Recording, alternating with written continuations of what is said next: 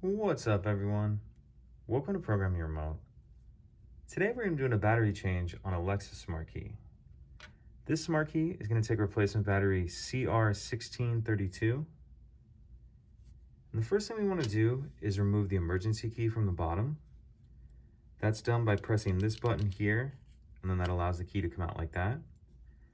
Now if you notice on the tip of this key, it has a little bit of a lip on it. And what we're going to do is we're going to put that in this slot right here.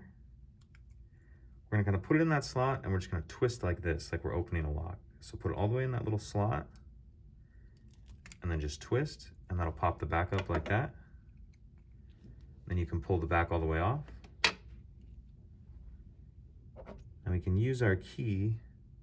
If we take the edge of it, we can kind of get in here and get the battery out. Grab our new battery, and we want to make sure that we're installing that with the plus side up. Like that. Snap the back on. Slide our key back in.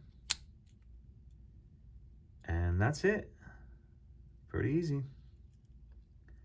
If you have any questions, please let me know. If you could take a second to like and subscribe, it helps us out, and I'd appreciate it. Thank you.